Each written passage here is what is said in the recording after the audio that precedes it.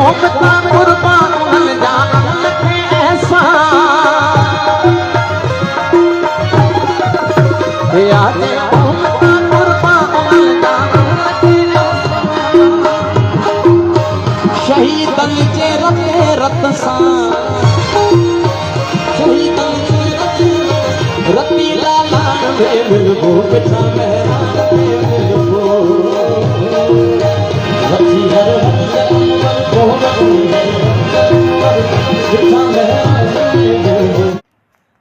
सिंध तरक़ी पसंद पार्टी पारां हैदराबाद में 35 याम वादर वतन जो जलसो हैदराबाद जे हटड़ी बाईपास ते मुनक़द कयो वियो ते हज़ारनि जी तइदाद में माण्हुनि फ़नकारनि अदीबनि लेखकनि कलमकारनि समेत वॾे अंग में कारकुननि शिरकत कई। ये जलसे आम के सिंध तरक़ी पसंद पार्टी जे चेयरमैन डॉक्टर कादिर मसीह ख़िताब कंदे चयो त असां सिंध जे इंच इंच जी हिफ़ाज़त कंदासीं, कंहिं बि दुर खे सिंध ख़िलाफ़ु साज़िश करणु न ॾींदासीं। हुन चयो त हीउ ॾींहुं धरतीअ सां वफ़ादारी जो उहिदु वॼाइण जो ॾींहुं आहे। हिननि चयो त सिंध जो अवाम जहिड़े तरीक़े सां शरीक थियो आहे उन सॼी सिंध खे पैगाम ॾेई छॾियो आहे त सिंध जा सॼण हिमत न हारियो।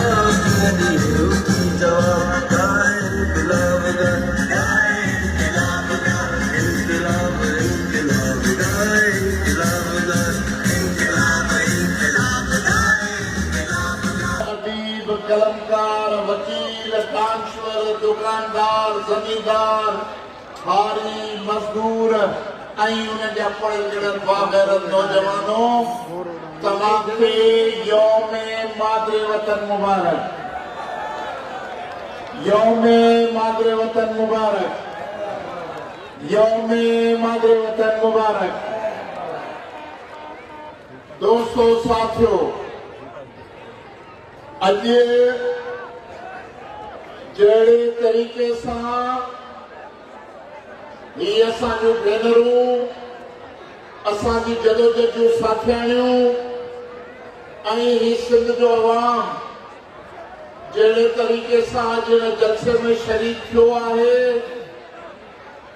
इन सॼी सिंध खे पैगाम ॾेई छॾियो आहे। सॼणनि खे पैगाम आहे त हिम्मत न हारियो, सिंध जागे पई। ईअं आहे या न?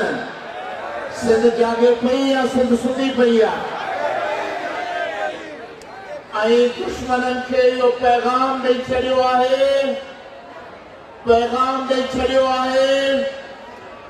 त सिंध मां जी हिफ़ाज़त लाइ तव्हां कहिड़ियूं बि अटकलूं करियो, मकारियूं करियो, कारा कानून ठाहियो, देसी दलाल ख़रीद कयो, जेसी ताईं सिंध जो बचो ज़िंदा आहे उन वक़्त ताईं सिंध जो को बि वार विको नथो करे सघे।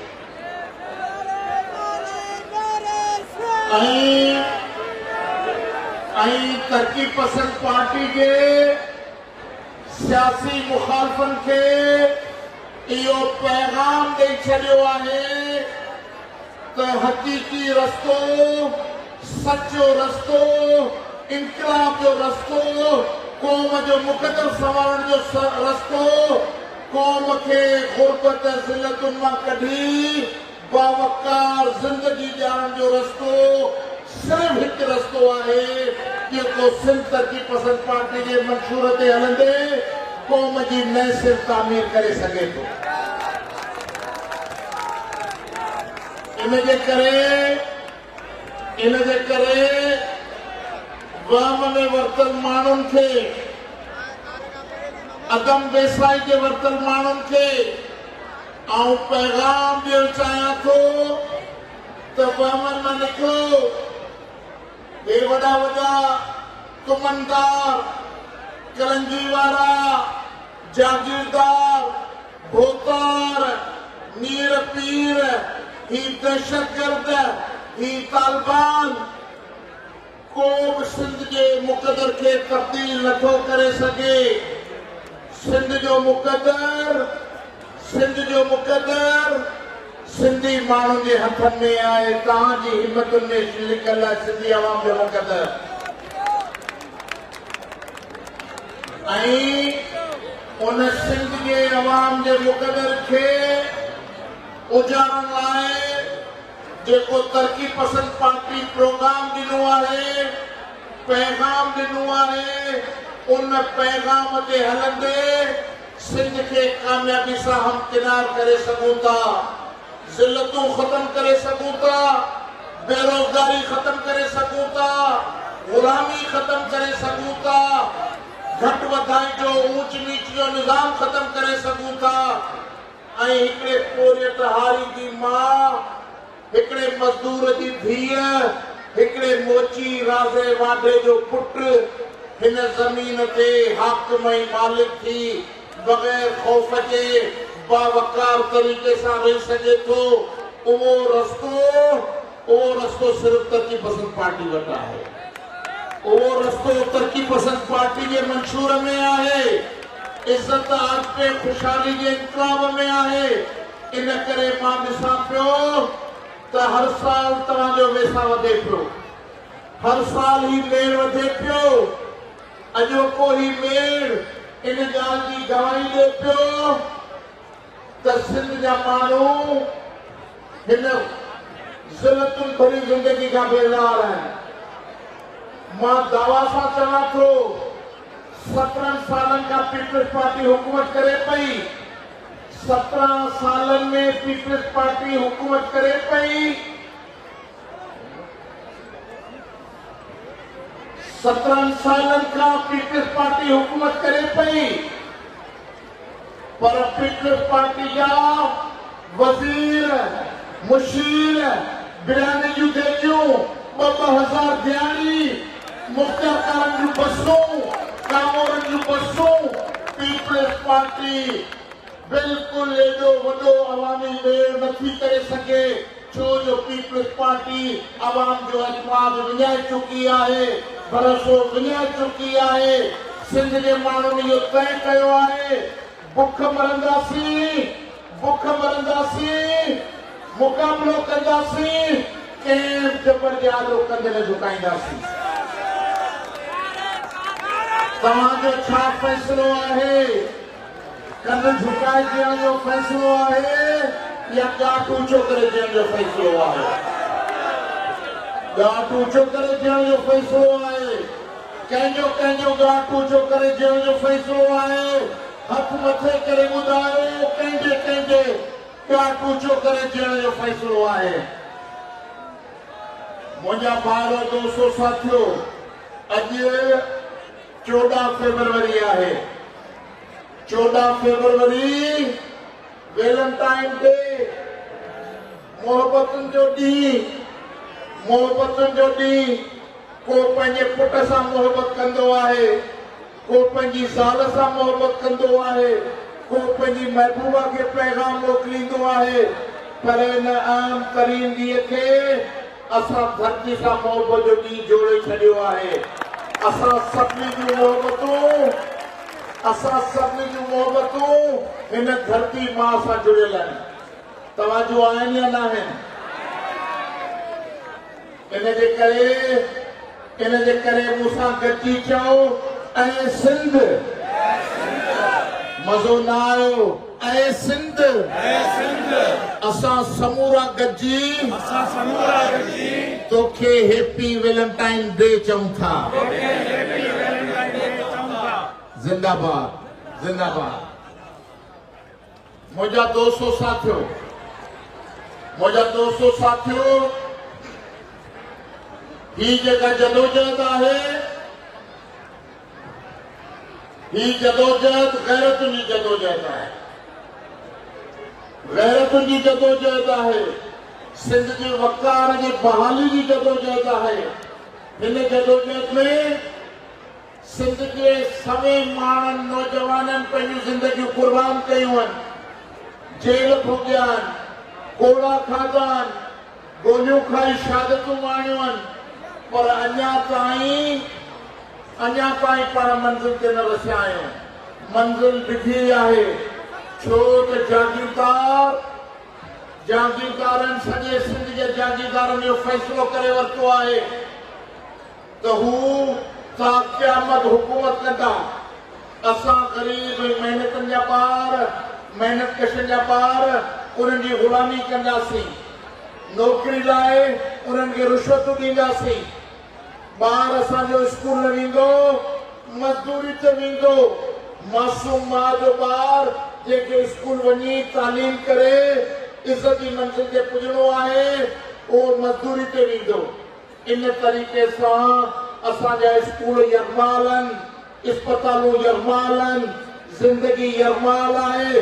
उन समूरी यरमाली मां सिंध खे आजो करणो आहे, सिंध खे आजो करणो आहे ऐं उन सिंध खे आजो बनाइण लाइ पाण खे अॻिते वधणो आहे। इन करे इसलिए मैं आज पैगाम देना चाहता हूं, ये पाकिस्तान हम सबका मुश्तरका मुल्क है। हम सारे लोग इस मुल्क के शहरी हैं। ओ हुक्मरानों, ये मत भूलो कि हम पाकिस्तान के शहरी हैं, आपके साथ खड़े हैं। मगर इससे ज्यादा एक और हकीकत है कि ये पाकिस्तान एक कौमी मुल्क नहीं, पाकिस्तान कसीर कौमी मुल्क है। पाकिस्तान में 4 कौमें बसती हैं, सिंधी, बलोच, पश्तून और पंजाबी। इसके लिए हमारा अपना अपना मादरे वतन है। हमने मिल बैठ के इस मुल्क को तश्कील दिया, तामीर किया, बुनियादें डाली, लेकिन इसकी हकीकत ये होगी कि जब ये मुल्क सिंधी का एहतराम करेगा, बलोच का एहतराम करेगा, पश्तून और आम मेहनतकश पंजाबी का एहतराम करेगा, उसे हक देगा, तो ये मुल्क कामयाब रियासत होगी। डंडे के जोर पे न कभी ममलकतें कामयाब हुई हैं, न मुआशरे तरक्की करते हैं, और न ही उन मुआशरों में कभी इस्तेकाम पैदा होता है। 77 साल हो चुके हैं। आपने पाकिस्तान को चंद अफराद की मर्जी पे चलाया। पाकिस्तान बनने से पहले दिन से ये जो सिविल कामोराशाही है, सिविल कामोराशाही ने मुल्क को अपने उंगलियों पे चलाने की कोशिश की। न आइन बनने दिया, न जमहूरियत आने दी, न इंसानी हकूक बहाल हुए। एक चंद गुंडे ब्यूरोक्रेट थे जो अंग्रेजों के नमकवार थे, या इंडिया से आए हुए थे, या पंजाब के ब्यूरोक्रेट थे। उन लोगों ने 10 साल मुल्क को यरमाल बनाया। फिर अयूब आए और फौज और ब्यूरोक्रेसी आपस में मिल गए। अवाम का वही हशर रहा, मुल्क का वही हशर रहा, जिस वजह से मुल्क में और नाइंसाफी आई, अबतरी आई। अबतरी की वजह से मुल्क की जड़ें खोखली होती गई। आज आप परेशान हैं कि बलोच साजिश कर रहे हैं, आप परेशान हैं कि कोई पश्तून साजिश कर रहा है, आप परेशान हैं कि किसी कोने में सिंधी साजिश कर रहा होगा। मैं कहना चाहता हूं, तरक्की पसंद पार्टी सिंध के मेहनतकश लोगों की नुमाइंदा जमायत है। हम न किसी की प्रॉक्सी हैं, न किसी के तनख्वाहदार हैं। हमारा जीना मरना सिंध अवाम की इज्जत और खुशहाली के लिए है। ये कौमों का अपना अपना, हर कौम का अपना अपना बुनियादी मसला है, लेकिन एक सारे पाकिस्तान का मुश्तरका मसला है। सारे पाकिस्तान के 25 करोड़ अवाम अगर 5 लाख ये हुक्मरान निकाल दें, उनके एजेंट निकाल दें, ये सिविल और मिलिट्री ब्यूरोक्रेसी निकाल दें, तो 24 करोड़ 95 लाख लोग हैं जिनका ये मसला है कि उन्हें रोजी नहीं, रोटी नहीं, समाज में इज्जत नहीं, खौफ है, दहशतगर्दों का खौफ है, गुंडों चोरों का खौफ है, और चौधरियों और जागीरदारों, खानों, वडेरों, सरदारों का खौफ है। जिस वजह से अवाम अपनी मर्जी से जिंदा नहीं रह सकते। इसके लिए ये बहुत जरूरी है, ये बहुत जरूरी है कि अवाम के बुनियादी हकूक बहाल किए जाएं, वोट की इज्जत बहाल की जाए और आजाद और खुद मुख्तियार वोट का इस्तेमाल यकीनी बनाया जाए। इलेक्शन कमीशन आजाद हो और पार्लियामानी सियासत में, वोट की सियासत में जिस किस्म की धांधलियां हैं, इंजीनियरिंग है, उन सब को खत्म करके अवाम को अपनी क़यादत मुंतखब करने का मुकम्मल इख्तियार और मौका मिलना चाहिए। आप ये मत समझें कि ये इस्लामाबाद में बैठे हुए 200 और 400 लोग यही सिर्फ ज़हन रखते हैं, यही दिमाग रखते हैं, यही अच्छा सोचते हैं, बाकी ये जो गरीब लोग हैं ये भेड़ और बकरियां हैं, ऐसा नहीं है। हकीकी ज़ियानत आपको गली कोचों से मिलती है। आम जो आदमी है, जो गांव का आदमी है, जो बकरी चराता है, जो खेत चलाता है, जो मजदूरी करके खून पसीना एक करके रोजी कमाता है, उसका विजडम जो है, फोक विजडम, वो आप सबसे ज्यादा होगा। आप 10 साल के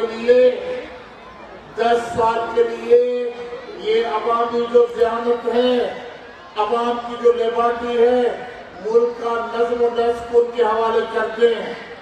फिर मैं कहूँगा, आपको यकीन दिलाना चाहता हूँ, न कोई यहाँ दहशतगर्दी रहेगी, न इमाम बारगाह में बम फटेंगे, न मस्जिदों में बम फटेंगे, न कॉलेज और यूनिवर्सिटियों को ताले होंगे, न ब्लैकमेलिंग होगी, न रिश्वत होगी। पाकिस्तान कमजोर करने के लिए एक आम आदमी का कोई कसूर नहीं। हुक्मरान हल्कों ने पाकिस्तान को कमजोर किया। सियासतदान हो, सिविल ब्यूरोक्रेसी हो या मिलिट्री ब्यूरोक्रेसी, जनरल साहबान जो होते हैं, उनकी गलत रवश से ये पाकिस्तान कमजोर हुआ है। इसके लिए अगर आपने ये तय किया हुआ है, शहबाज शरीफ साहब, मौजूदा हाइब्रिड रजीम ने अगर ये तय किया है कि हम पाकिस्तान को रीसेट करेंगे, अगर आपने ये फैसला कर लिया है कि आप मुल्क को न सिर्फ तश्कील देकर आप पाकिस्तान को महजब मुल्क बनाने के लिए जा रहे हैं, तो मैं आपको बताना चाहता हूं, पहले आप लोगों को महजब बनना होगा। आपको जमहूरियत के बुनियादी प्रिंसिपल सीखने होंगे, आपको आवाम के बुनियादी हकूक देने होंगे। दोस्त दादरी धमकी से कभी मुल्क मजबूत नहीं होते, कभी अमन नहीं होता। इसलिए आपको बलूचिस्तान की सियासी क़यादत को भी बात करनी होगी, आपको पश्तून की सियासी क़यादत से बात करनी होगी। ये आपने ठेका ले रखा है कि पीपल्स पार्टी के झोली में दांधली ज़दा हुकूमत बनाकर आपने उनके हवाले 17 साल से मुल्क कर लिया है। पीपल्स पार्टी सिंधी अवाम की नुमाइंदा जमात नहीं है। मैं कहना चाहता हूँ, नहीं है पीपल्स पार्टी सिंध की नुमाइंदा जमात। वो सिर्फ ठप्पेशुदा इलेक्शन पे उनको मैंडेट है, लेकिन वो अवाम की गली कोचों में आप सर्वे कराएं, नहीं है। इसके लिए पीपल्स पार्टी के अलावा सिंध की क़यादत ये है जो अवाम है, जो आपके सामने खड़े हैं। आपको उन सब फोरम से बात करनी होगी, रास्ता निकालना होगा पाकिस्तान को कामयाब रियासत बनाने के लिए, और पाकिस्तान और अवाम को बुनियादी हक देने के लिए आपको ढलाई का नया रास्ता मुंतखब करना होगा। इसी से मुल्क चलेगा। कोई गटर में गिरता है, कहते हैं सूबा बनाओ। कोई आग लगती है, कहते हैं सूबा बनाओ। कोई किसी से मोबाइल फोन छीनता है, कहते हैं सूबा बनाओ।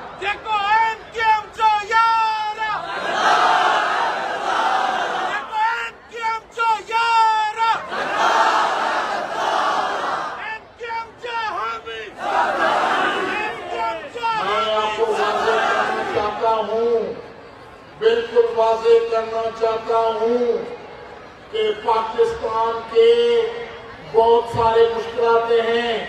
सबसे बड़ी मुश्किलात है वो है करप्शन, रिश्वत। जिस दिन पाकिस्तान की हुकूमत ने, एस्टेब्लिशमेंट ने ये तय किया कि कोई भी आदमी जो रिश्वत लेगा वो फांसी के फंदे पे चढ़ेगा, फांसी के फंदे पे चढ़ेगा। रिश्वत लेने वाला फांसी के फंदे पे चढ़ेगा। फिर आप देख लेना कि आपको IMF के लिए कर्ज के पास नहीं जाना होगा, आपको सनतकारों के सामने ब्लैकमेल नहीं होना पड़ेगा, आपको नस्ल परस्तों की सियासत के आगे, तालिबान की सियासत के आगे मजबूर होकर गर्दन झुकाकर नहीं बैठना होगा।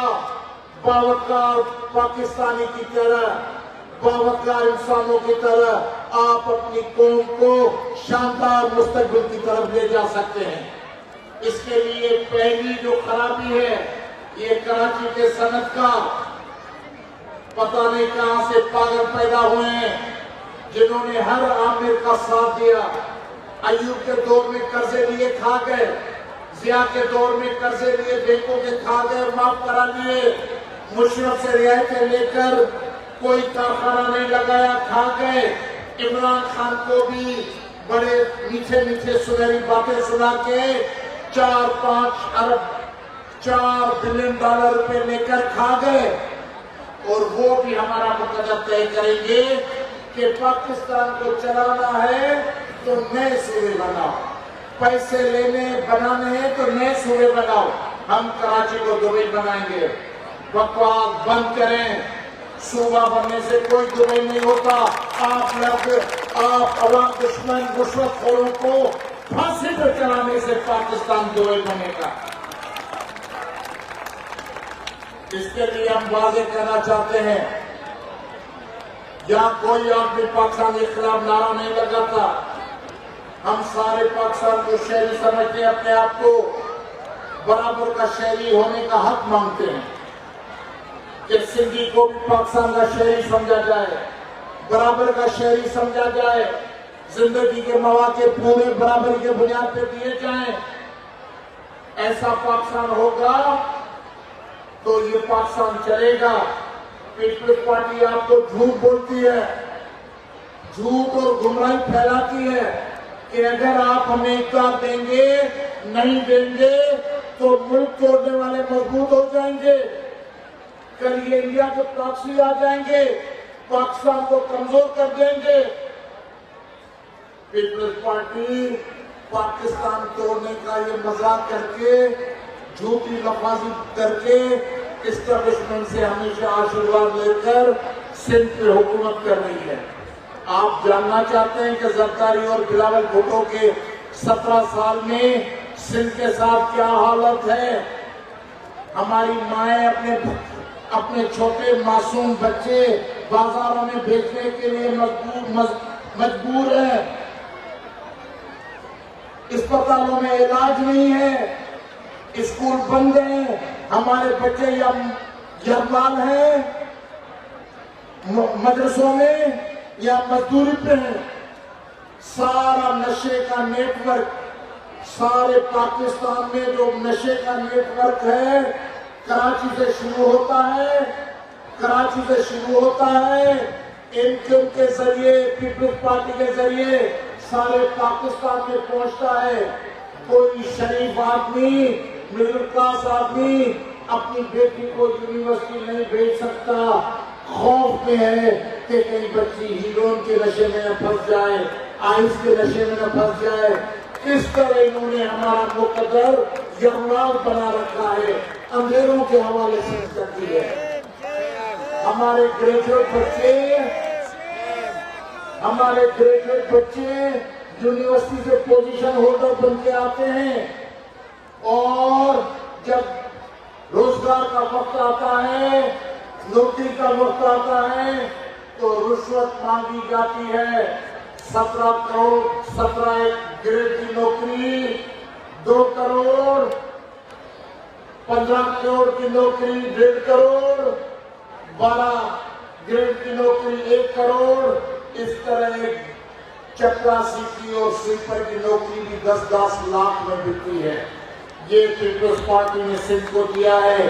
ये पीपल्स पार्टी की नक्शाती मरीज, ये रवैया पीपल्स पार्टी का सिंध के लोगों को बागी बना रहा है। मैं कहना चाहता हूँ अहल और मेरिट की हुकूमत यहाँ आए। ये जितने हजारों नौजवान हैं, कोई नहीं चाहेगा कि मैं बंद बांध कर अपने आप को फना कर दूं। कोई नहीं चाहेगा कि उसका मासूम बेटा 16-17 साल का टॉर्चर सेल में मसकशुदा चेहरों से वापस आए। कोई नहीं चाहेगा कि मैं बेगुनाह जेल भुगतता रहूं। समाज में एक रियासत की नाइंसाफी है जिसने लोगों के जहनों में बगावत पैदा की है, और दूसरी मकामी आपके ये जो नमकख्वार पीपल्स पार्टी जैसे हुक्मरान हैं, पिपले और नीगले, जागीरदार वडेरे, मीर पीर, इन सब ने आम आदमी गरीब की जिंदगी को अजीरन बना दिया है। यही नफरत लोगों को बगावत पे आमादा करती है। समाज में हक नहीं मिलेगा, इंसाफ नहीं होगा, अदालतें मफलूज होगी, पुलिस थाने मंशियात फरोशों के मुआफिज होंगे, वडेरे जागीरदार डॉक्टर्स के और धाड़ेलों के मददगार होंगे। आज सिंध के 6 अजला लोगों की नकल मकानी जारी है। ये सिर्फ तीराबादी में नकल मकानी नहीं हो रही है, वाना वजीरिस्तान में नकल मकानी नहीं हो रही है। नकल मकानी सिंध के कश्मीर, कनकोट, जेतलाबाद, शिकारपुर, घोटी के अजला से हो रही है। लाखों इंसान अपने घर छोड़ चुके, जमीनें छोड़ चुके, डॉक्टर्स के आगे उनके बच्चे महफूज नहीं, औरतों की इज्जतें महफूज नहीं। क्या ऐसे हुक्मरान इस मुल्क की खिदमत करेंगे? ये टेढ़ी बाबू जो है, टेढ़ी बाबू, ये मुराद अली शाह, ये बिलावल भुट्टो, ये दूसरे सूट बूट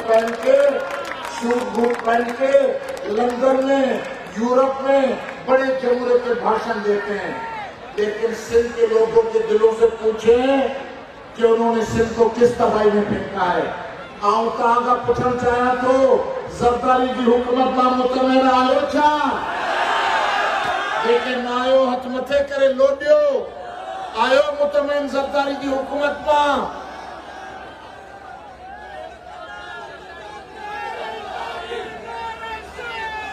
चोरन की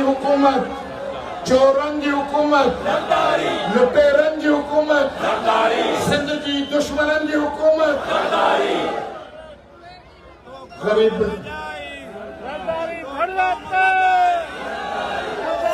कहने लाए। इसके लिए मैं कहना चाहता हूं कि इस मुल्क को तश्कील नौ दें, पार्लियामेंट की बालादस्ती कबूल करें, हकीकी पार्लियामेंट हकीकी मुंतखब लोगों पर मुश्तमिल, अदालतों को आजाद छोड़ें, कोई पसंद नापसंद का जज न होना चाहिए। सिविल कोर्ट से लेकर सुप्रीम कोर्ट तक बावकार जज बनने चाहिए। किसी जमात का कारकुन जज नहीं बनना चाहिए। किसी खौफ और लालच की बीमारी में, खौफ की बीमारी में और लालच की बीमारी का मरीज जज अदालत में नहीं होना चाहिए। इस मुल्क में कानून की हुक्मरानी चाहिए, लोगों की नहीं, अफराद की नहीं, फौज की नहीं, पुलिस की नहीं, कानून और आइन की हुक्मरानी चाहिए। इसी तरह से हम आगे बढ़ेंगे, कामयाब इंसानों की तरह आगे बढ़ेंगे और मुल्क में नया सियासी कल्चर पैदा होगा। मुझे जान समुद्र आयो कोई लगे माण्हू तव्हां गॾायो ओ रोड कवंटी सभु होटलूं सॼो शहर भरिया पिया आहिनि, ईअं आहे। पोइ इहो पंहिंजे हेॾे लखे माण्हू जो हूंदे इहो गवर्नर कीअं बकवास थो करे त सिंध वफ़ाक़ जे हवाले कयो। हा छा था चओ, करणु ॾींदोसि? हाँ इहो एमकेएम जा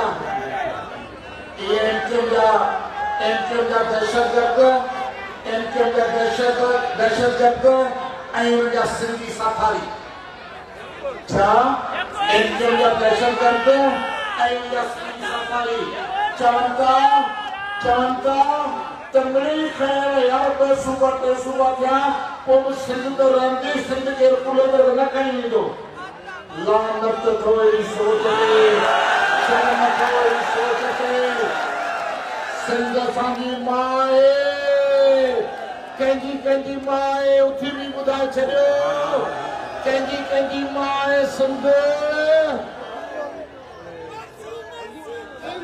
मां आहे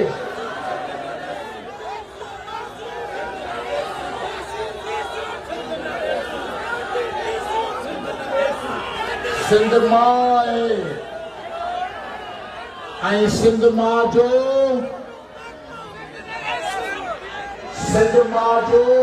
ही त चवंदा विरहाङो कयो ॿ हथ कयो टे हथ कयो मां पंहिंजे अर्ज़ ते क़ाइमु आहियां ख़ुदा अहिड़ो बि न आहे जो हुक्मरान जी मत मुंझी वञे शहबाज़ शरीफ़ भाड़ो थी पवे ज़रदारी भाड़ो थी पवे ऐं असेंबली में बिल पास थिए पोइ जेके बि उन ड्रोह में शामिल हूंदा उन्हनि जा ओतिरा टुकड़ा कया वेंदा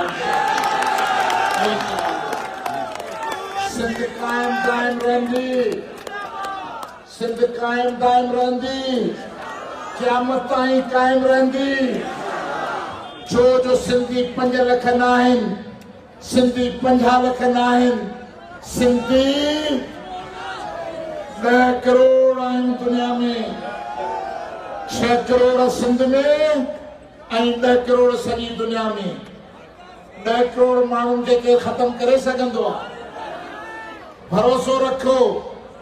भरोसो रखो तरक़ी पसंद पार्टी तव्हांजे एहसासनि जी तर्जुमानी कंदे तव्हांखे आज़ाद बावकार ऐं ख़ुशहाल सिंध ठाहे ॾींदी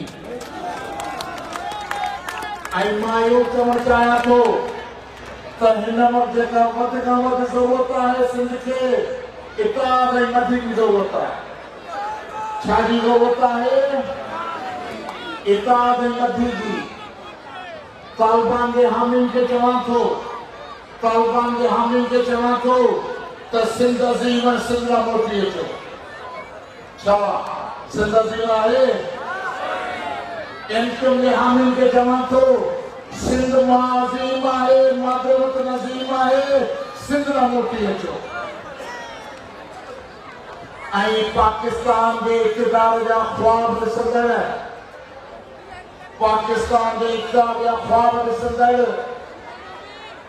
उन्हनि समूरनि सिंधी खे चवां थो त सिंध अज़ीम आहे अज़ीम तरीन आहे जे सिंध जा हिलाली पुट आहियो ऐं पंहिंजी सॻी माउ जी खॼ पिटी अथो त सिंध लाइ मोटी अचो डॉक्टर कादिर मक्सी हिन सॼे काफ़िले खे गॾु वठी करे सिंध जी जदोजहद खे मंज़िल मक़सूद ते पुॼाईंदो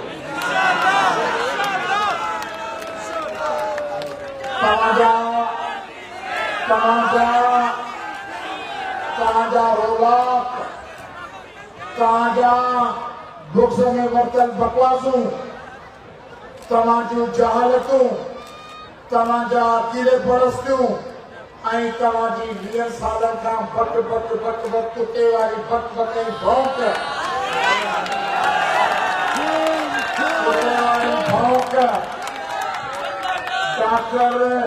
डॉक्टर कादिर मक्सी जी जदोजहद खे ऐं मोहबत खे सिंधी अवाम जे दिलनि खां धार न करे सघंदी आहे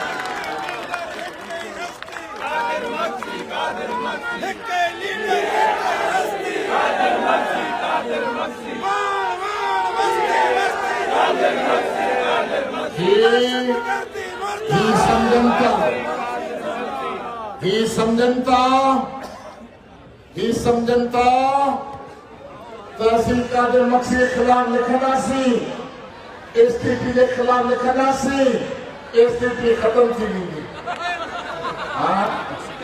मां तो उनके चौक चौक ते ललकारियो आहे। मां चयो जॾहिं वेड़ जो वक़्तु हो, जॾहिं वेड़ जो वक़्तु हो दहशतगर्द जे ख़िलाफ़, त डॉक्टर कादिर मक्सी उहा क्लासिकल जंग विड़ी जो तव्हीं ॾह जॻह वठंदो करे नथा विड़ी सघो।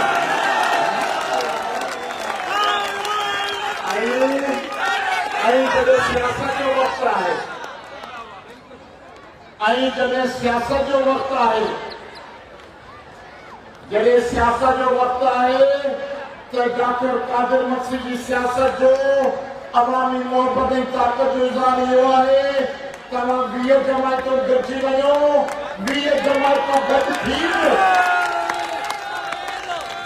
इन जे ॾही फली जेतिरा माण्हू नथा गॾु करे सघनि। छा था चओ? मां ग़लत ॻाल्हि करियां थो या सही ॻाल्हि करियां थो? हे कोड़ो खान मस्तो ई आयो जो बीमार जलसे जो ॿुधी आयो बीठो आहे। ये सॼो ॾींहुं झुमरायो अथई। ही मलक गशकोरी मस्त जेको असांजो आशिक इहो ज़ख़्मी हालत में हिते पहुतो आहे। ही सिंध जा बच्चा बच्चा नौजवान मुंहिंजा भाइर मुंहिंजा साथी मुंहिंजे ॿाहुनि जो बल बीठा आहिनि, मुंहिंजे रूह जो आवाज़ बीठा आहियो। तव्हीं ॿुधायो त ही डॉक्टर कादिर मक्सी जी सियासत खे ख़तम करे सघंदा या पाण ख़तम थी वेंदा? पाण ख़तम थींदा? छा था चओ? ख़तम थींदा पाण?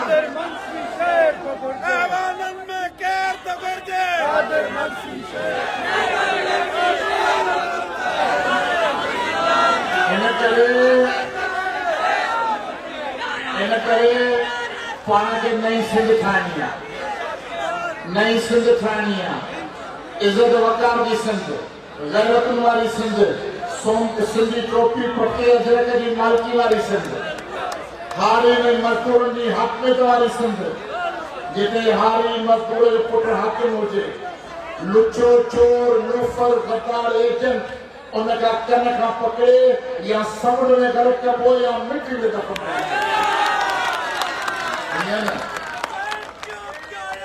इन करे इनकलाब जो रस्तो,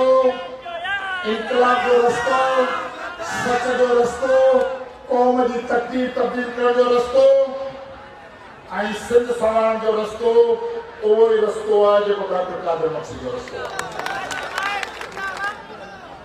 पोइ मां उन्हनि खे पैगाम ॾेई छॾियां पैगाम।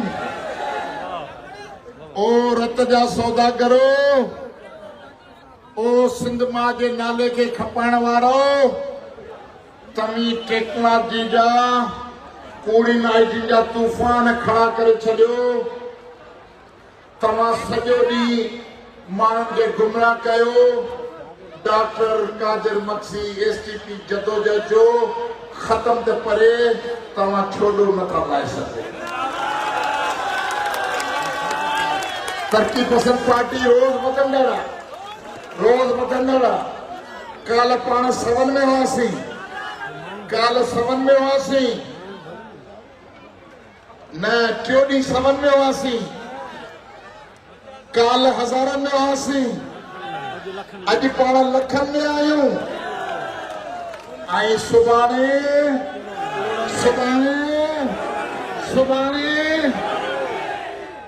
जॾहिं करोड़नि में थींदासीं पोइ बिलाल भुट्टे जी सियासत केॾां वेंदी? दफ़न थींदी। भोतार वॾेरी जी सियासत केॾां वेंदी? दफ़न थींदी। ऐं पोइ सिंध इन 3 रंगनि झंडनि सां जरकी उथंदी, टोपी पटका जरकी उथंदा। सिंध जूं माइरूं भेनरूं ॻाट ऊचो करे हलंदियूं। उन्हनि जे पुटनि खे इज़त वक़ार मिलंदो, रोज़गार मिलंदो ऐं सिंध मां जा मालिक थींदासीं। क़बूल आहे त पोइ हाणे पाण गॾिजी मादरे वतन जो ऐत ॻाईंदासीं। क़बूल आहे। ऐं मादरे वतन उथी पियो, अदड़ियो बि उथी पियो, समूरा माण्हू उथी पियो। ऐं मादरे वतन असांखे कसम आहे असांखे कसम आहे मींहुं वसण खां पोइ मींहुं वसण खां पोइ पैदा थींदड़ तुंहिंजी मिटी जी महक जो पैदा थींदड़ तुंहिंजी मिटी जी महक जो जंहिंजे खमीर मां असां जुड़िया आहियूं जंहिंजे खमीर मां असां जुड़िया आहियूं जंहिंजे भाकुरनि में असांखे क़यामत ताईं रहणो आहे जंहिंजे भाकुरनि में असांखे क़यामत ताईं रहणो जेसीं आहे ताईं तोते आज़ादी जी बहार न ईंदी जेसीं ताईं तोते आज़ादी जी बहार न तेसीं ईंदी ताईं जदोजहद जारी रहंदी तेसीं ताईं जदोजहद जारी रहंदी। ऐ मादरे वतन ऐ मादरे वतन असांखे कसम आहे असांखे कसम आहे उभरंदड़ सिज जो वरंदड़ सिज जो गुलामी जी इन कारी रात जे ख़ात्मे ताईं गुलामी जी इनकारी रात जे ख़ात्मे ताईं सिंध में इज़त आज पे खुशहाली जो हकीकी रोशन सिज सिंध में इज़त आज पे खुशहाली जो हकीकी रोशन सिज न उभरंदो तेसीं असीं समूरा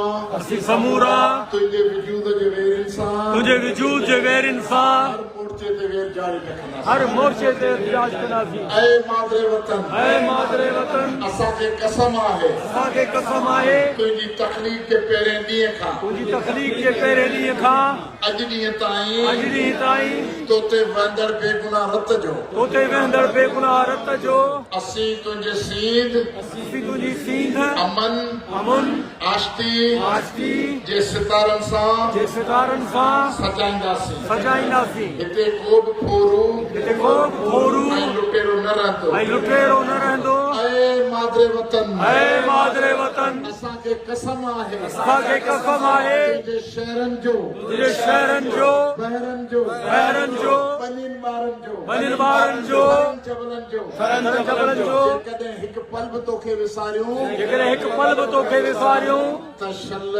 शल बाबिया थी मरूं बाबिया थी मरूं। नाराए सिंध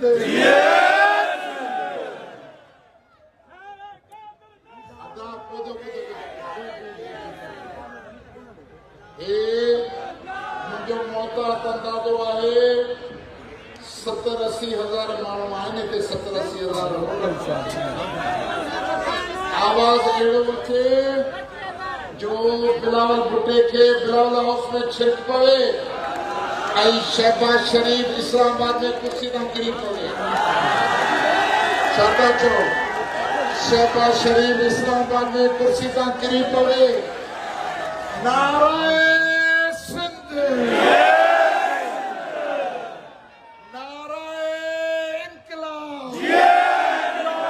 दावत खिताब आहे तरक़ी पसंद नारी तहरीक जी सदर अदी हाकिमज़ादी थेवो साहबा खे त उहे चवंदा पंहिंजे ख़्यालनि जो इज़हार कर। हीअ असांजूं भेनरूं हीअ असांजा बचड़ा ऐं वरी बि आऊं चवंदसि तव्हांखे लख लख वाधायूं हुजनि योमे मादरे वतन जूं।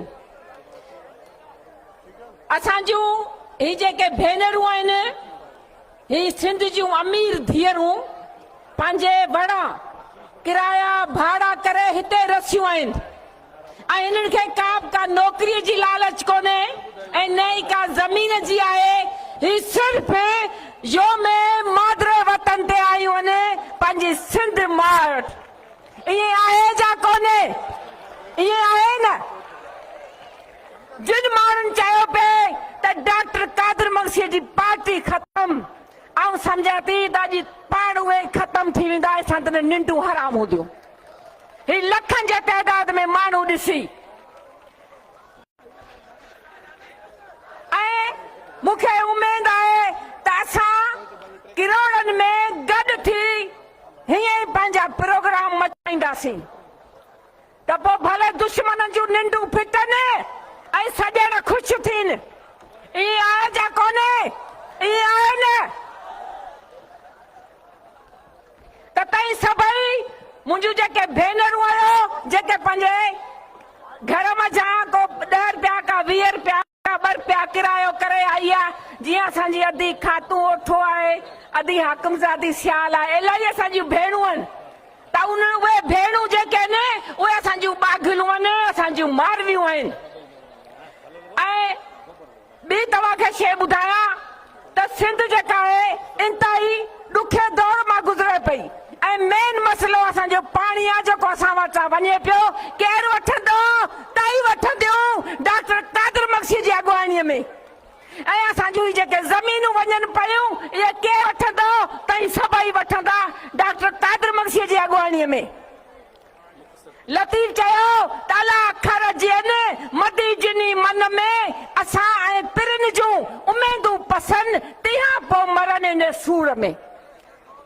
तई जीअं हुजो ही प्रोग्राम ॾिसो, ही लखनि जे तइदाद में ॾिसो, पोइ सड़ी पची खाक थी मरी वञो, वञी खॾ जे तरे में पओ। जीअं सिंध हाणे गुज़ारिश आहे तरक़ी पसंद लायर फोरम जे साईं एडवोकेट माजिद गबोर साहब खे त उहो अचे ऐं असां मुखातिब थिए।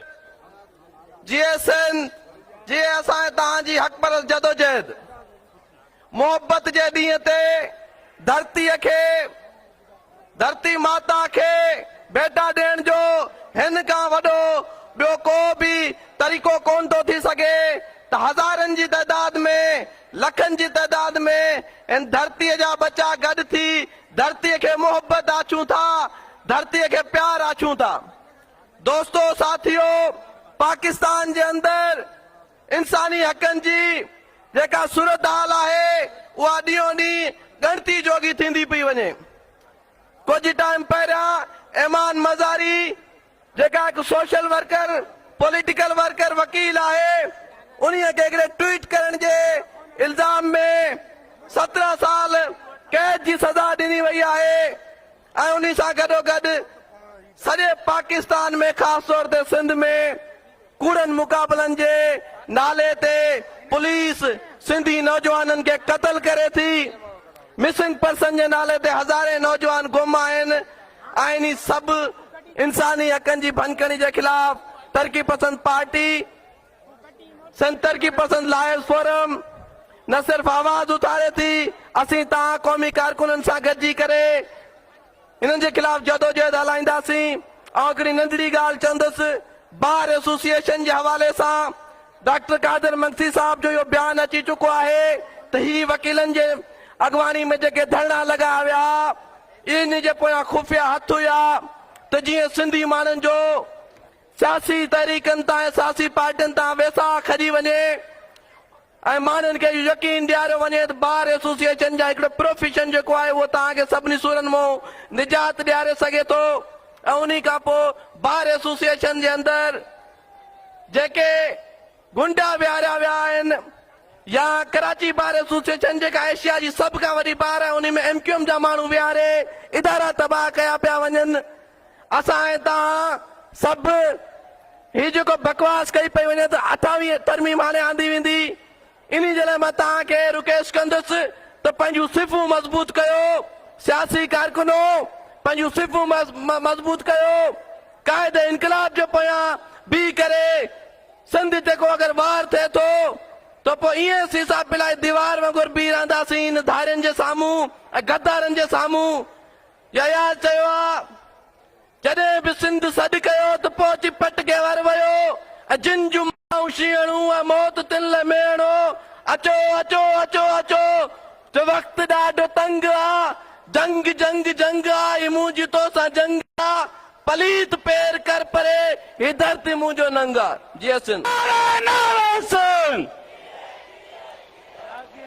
जागीरदारी मुर्दाबाद, दहशतगर्दी मुर्दाबाद,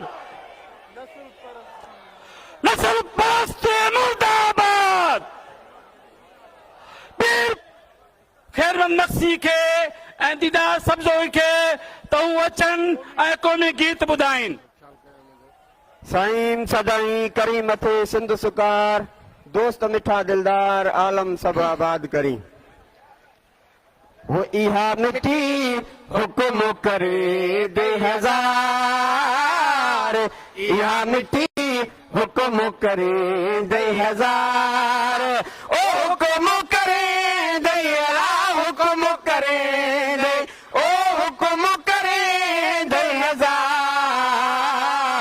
इहा मिट्टी हुक्म करे दे हजार, इहा मिट्टी हुक्म करे दे हजार। जंज मिट्टी दी वो घोट मिट्टी दा, जंज मिट्टी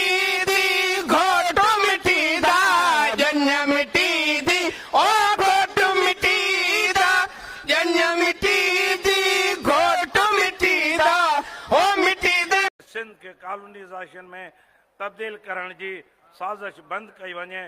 सिंध में आबी ज़मीनूं ऐं हवाई रस्तनि जा ईंदड़ गैर कानूनी आबादी खे रोकियो वञे ऐं सिंध गवर्नमेंट खे ख़ासि करे इहो मुतालबो आहे त जेके बि अफ़गानी आहिनि उन्हनि खे फौरी तौर सिंध मां निकाली ॾिनी वञे। योम मादर वतन जे ई इज्तिमा मुल्क अंदरि वधंदड़ दहशतगर्दी ते सख़्तु ॻणती जो इज़हार ऐं मज़म्मत कंदे मुतालबो थो करे त जोगा उपा वठी मुल्क मां दहशतगर्दी ख़ात्मो आणे अमन में अमान कायम कयो वञे। ही मेड़ घुर थो करे त सिंधी बलोची पख्तून सराइकी ऐं पंजाबी ॿोलियुनि खे पाकिस्तान जूं क़ौमी ॿोलियूं करार ॾेई हर क़ौमी वहदत जी ॿोली खे उतां जी क़ौमी ऐं सरकारी ॿोली जो दर्जो ॾिनो वञे। ही मेड़ घुर थो करे त सिंध जे तइलीमी प्राइमरी खां यूनिवर्सिटी सतह ताईं सिंधी ॿोली लाज़िम करार ॾिनी वञे। प्राइवेट स्कूलनि में पहिरें दर्जे खां सिंधी ॿोली लाज़मी पढ़ाई वञे। महिरबानी। सिंध तरक़ी पसंद पार्टी जे वाइस चेयरमैन मोहतरम निसार किरो साहब खे त पाण अचनि ऐं असां मुखातिब थियनि। जेको योमे मादरे वतन मोहब्बतनि जे आलमी ॾींहं ते असां जूं समूरियूं मोहब्बतूं पंहिंजे मादरे वतन सिंध ऐं STP डॉक्टर कादिर मंसी सां गॾु हूंदियूं। असीं वचन वरजाइण आया आहियूं त समूरा माण्हू न की के बिरयानी जी प्लेट ते आया आहिनि, न की नौकरी, न की नलके प्लाट परमिट लाइ आया आहिनि। ऐं यकीन सां चवां थो त जॾहिं खां डॉक्टर कादिर मंसी सिंध जो दामन पकड़े ऐं सिंध जे दुश्मननि खे ललकारे इहा जंग जोटी त अॼोको ही मादरे वतन ही गैरतमंद सिंध जा हज़ारे लखे पुट नेरियूं समूरा गॾु थी कंहिं बि लालच जे लोभ त न पर ही पंहिंजे महबूब कायद जे उन हुकुम ते ही सिंध जा गैरतमंद माण्हू अची गॾु थिया आहिनि त असीं पंहिंजे गुलामी जे ख़ातिर ही जेका सिंध में हिकिड़े पासे कॾहिं को पठान उथे थो, कॾहिं को शाह उथे थो, कॾहिं को बिहारी ऐं बंगाली उथे थो त सिंध खे ॿ टुकुर कंदासीं। ख़बरदार ही मादरे वतन जे ॾींहं ते असीं वचन ऐं वाइदो कयूं था सिंध त छा पर तव्हांखे दावा सां चवंदासीं त तव्हां हिकिड़े सिंध जेके इंच ते बि हथ न खणंदासीं। जी कल सिंध जे शहरनि में दहशतगर्दी थी त तरक़ी पसंद पार्टी ऐं डॉक्टर कादिर मंसी जी क़यादत में सिंध जा शहर बचाया विया। इहो वाइदो ई वचन आहे त इंशाअल्लाह ताला ही जेके भागोड़ा चवनि था हा असांखे ख़बर आहे त हिन टाइम जेको मुल्क जो प्रेसिडेंट आहे उहो कल जो हिकिड़ो चोर ऐं लोफरी बदमाश हुयो जे सिंध खे चए थो त करबला जो मिसल कंदुसि पर यादि रखी छॾ हुसैनी अॼु बि ज़िंदान ही धरती जा पुट माइरूं ऐं भेनरूं अॼु कुर्बान थियल मासूम बच्चा हारी शागिर्द पोरियत ही इनकलाबी सभु तयार आहिनि। तव्हां भले कुझु बि कयो तव्हांजी रिसीव हुजे पर असीं तव्हां ते लानत था कयूं ते ज़रदारी तुंहिंजी रिसीव ते ऐं हिन MQM जे कातिल दहशतगर्दनि ते लानत कंदासीं। इंशाअल्लाह ताला डॉक्टर कादिर मंसी जी क़यादत ते सिंध में हिकु ॾींहुं इज़त ऐं आत्म ऐं ख़ुशहाली जो जैसी ताईं सिज न उजंदो तैसी ताईं जदोजहद जारी रहंदी।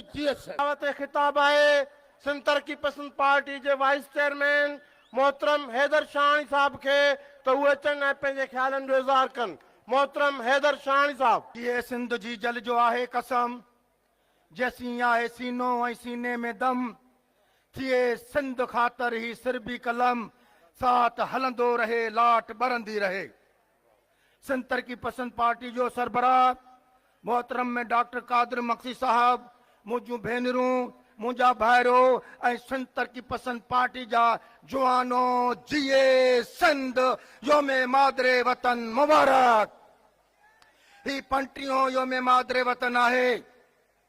हर साल असां पंहिंजे हिन ज़मीन सां पंहिंजे वतन सां सिंध जे माण्हुनि सां इहो वचन कंदा आहियूं त कंहिं बि सूरत हाल में तव्हांजे वसीलनि खे तव्हांजे ज़मीन खे तव्हांजे डंडनि डोरनि समंदरनि खे नीलाम थियण न ॾींदासूं।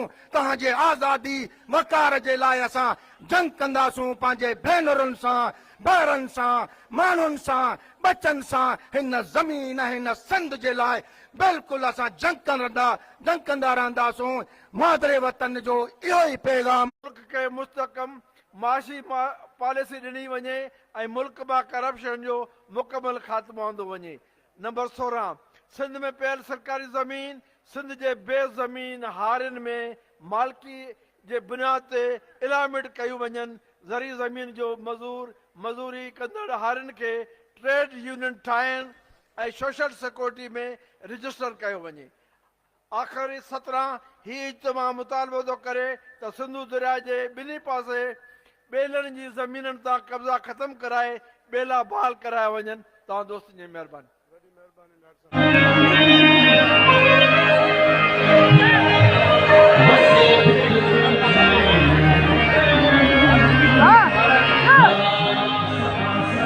देश परदेश सां वसन